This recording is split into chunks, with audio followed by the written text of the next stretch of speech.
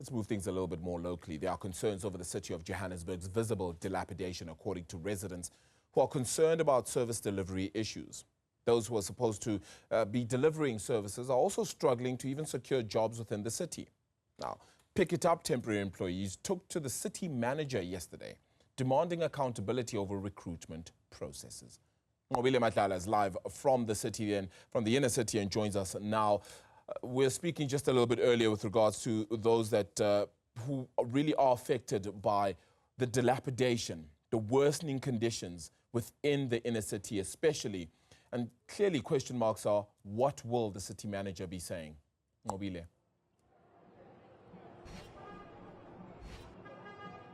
Well, yes, Arabile, people are concerned, of course, about what is taking place here in the city. In particular, the place that we're in, well known as Small Street.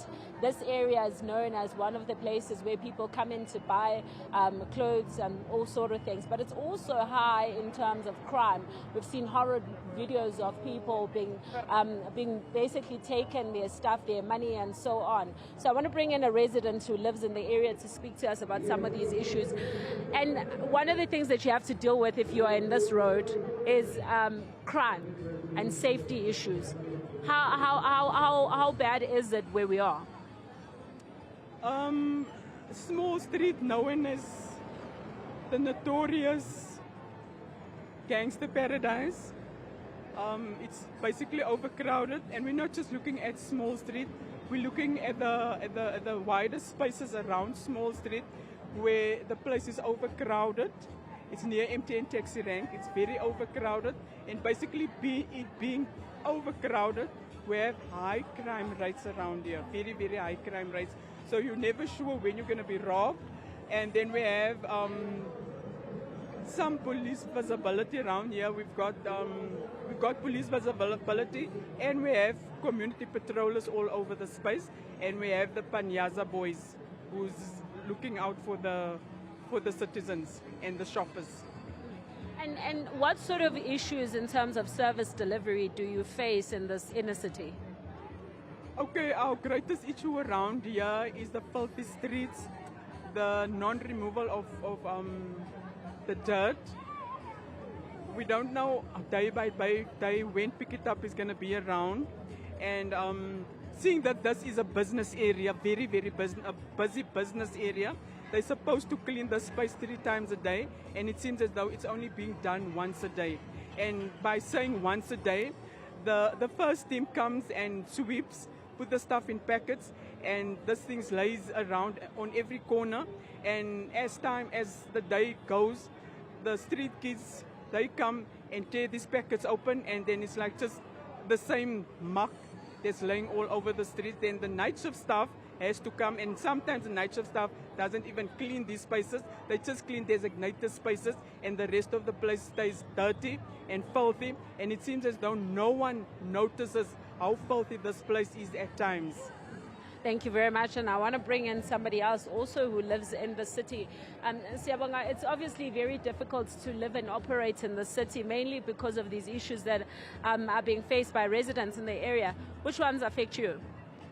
The one that affects us most is a lack of basic service delivery, where our local government doesn't care on making sure that the citizens, however reside within the city, have access to basic services.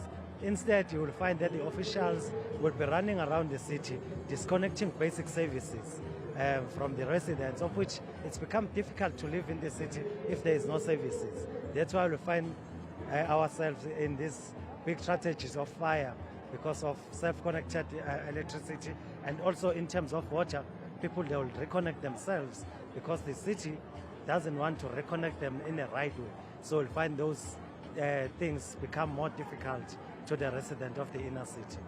Let's talk about solutions. If you say there are issues with regards to the basic services, that means some people may not be paying for those services, and of course they need to be paid for.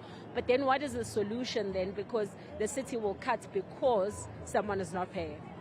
The city should allow the people who are residing within the city to pay for those basic services, not only to say they will entertain the owner of the properties.